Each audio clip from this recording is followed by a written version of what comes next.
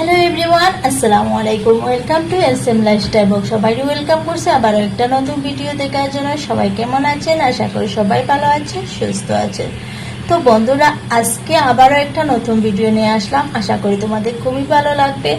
আজকে ডাক পালং শাকের একটা ভাজি রেসিপি নিয়ে এসেছি।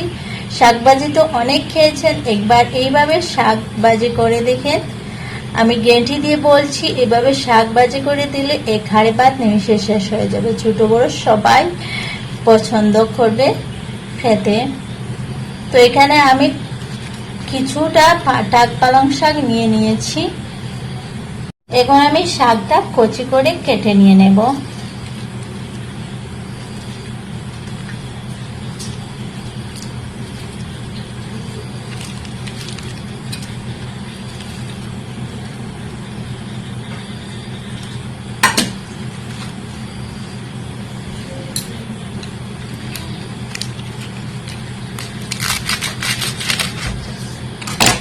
আর এই শাক ভাজিটা একবার না বানিয়ে খেলে বুঝতে পারবে না যে এত স্বাদের হয়।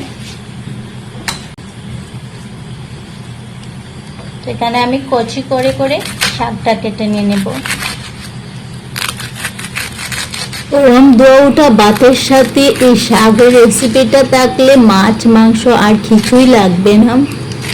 আর আমার ভিডিওর কোনো অংশ যদি তোমাদের ভালো লাগে তাহলে প্লিজ একটা লাইক দিয়ে আমার ভিডিওটা দেখার অনুরোধ রইল। আর যদি বেশ ভালো লাগে তাহলে আপনজনের সাথে শেয়ার করবেন, অন্যকে দেখার সুযোগ করে দেবেন। তো বন্ধুরা, এখানে আমি শাকটা কেটে নিয়েছি আর দেখতে পাচ্ছেন শাকটা কিরকম কেটেছি। এখানে আমি কিছু আলু কেটে নিয়েছি ছোট ছোট সাইজ করে। এখন আলুর মধ্যে সামান্য লবণ দিয়ে দিচ্ছি, তার সাথে দিয়ে দিচ্ছি সামান্য হলুদ। এখন ভালোভাবে এটাই মিক্স করে নিয়ে নেব।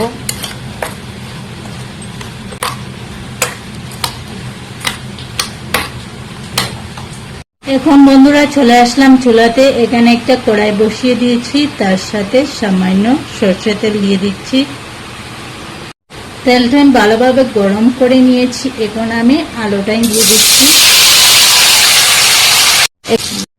এখানে গ্যাস পুরো বাড়িয়ে দিয়ে আলুটা ভেজে নেব আর একটু নাড়াচাড়া করে করে আলুটা ভেজে নেব।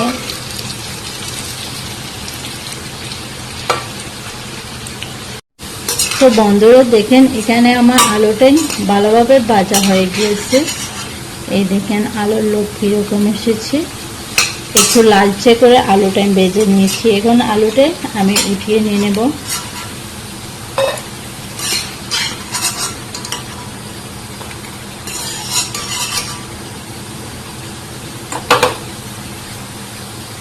তো দেখেন আমার আলুর লোকটা কিরকম এসেছে। এরকম আলু বেজে নিতে হবে।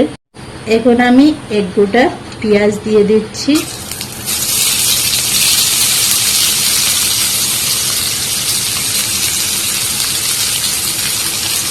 পেঁয়াজটা একটু লালচে করে ভেজে নেব।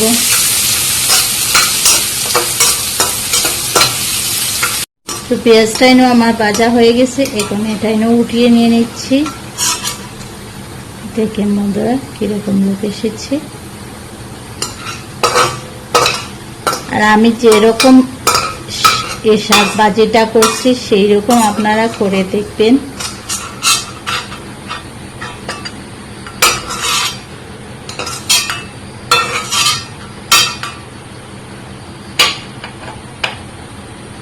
এখন বন্ধুরা কচি করে রাখা এক দুটা রসুন দিয়ে দিচ্ছি। এখন রসুনটা ভালোভাবে ভেজে নেব। রসুনটা ভালোভাবে ভাজা হয়ে গিয়েছে। দেখুন ভালোভাবে ভাজা হয়ে গিয়েছে। এখন আমি এর মধ্যে দিয়েছি অফ ক্যামেরা কাঁচামরিচ আর পেঁয়াজ কেটে রেখেছিলাম। এটা দিয়ে একটু ভেজে নিচ্ছি। এখন আমি পেঁয়াজটা বেশ বাটবো না, একটু নরম নরম হয়ে এসেছে। এখন আমি এর মধ্যে দিয়ে দিচ্ছি শাক।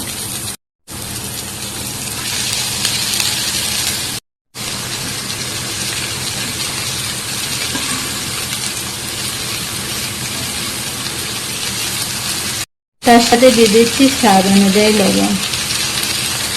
এখন স্বাদটা ভালোভাবে নেড়ে ছেড়ে নিয়ে নেব। আর এখন গ্যাস একদম লো আছে রাখা আছে।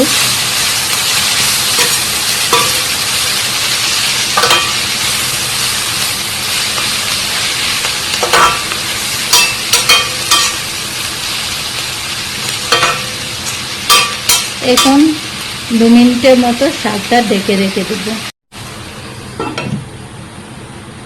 বন্ধুরা 2 মিনিট পরে ফিরে আসলাম, আর দেখেন শাক থেকে অনেক জল বাইর হয়ে এসেছে। এখন আমি ভালোভাবে নেড়ে ছেড়ে জলটা শুকিয়ে নিয়ে নেব।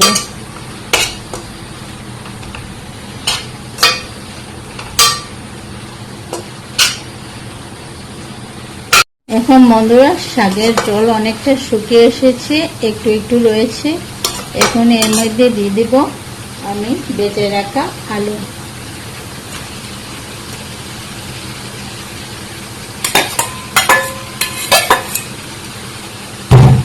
এখন আলু দিয়ে ভালোভাবে নেড়ে ছেড়ে নিয়ে নেব। আরও একটু এরকম বেছে নেব। বন্ধুরা এখানে শাকের জল একদম শুকিয়ে গিয়েছে।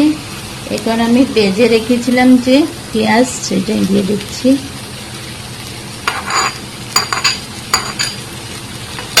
দিয়ে আবারও একটু নেড়ে ছেড়ে গ্যাস অফ করে নিয়ে নেব। তো বন্ধুরা আমার শাকটা বনে রেডি হয়ে গিয়েছে। এখন আমি তোমাদেরকে সার্ভ করে দেখিয়ে দিচ্ছি।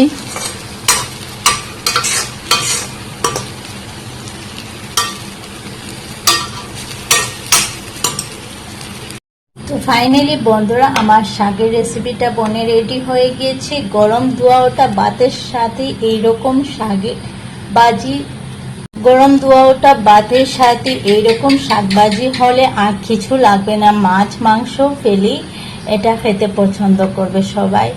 তো বন্ধুরা আজকে ভিডিওটা কেমন লাগলো, আশা করি তোমাদের খুবই ভালো লেগেছে। যদি ভালো লাগে তাহলে লাইক, কমেন্ট, শেয়ার করতে ভুলবে না। আর যদি আমার কথাতে কোনো ভুল ত্রুটি হয়ে থাকে তাহলে ক্ষমা দৃষ্টিতে দেখবে। আবার নতুন কোনো ভিডিওর সাথে দেখা হবে। সবাই ভালো থাকো, সুস্থ থাকো, নিজের খেয়াল রাখো, পরিবারের খেয়াল রাখো। আল্লাহ হাফিজ। আসসালামু আলাইকুম ওয়া রাহমাতুল্লাহি ওয়া বারাকাতুহু।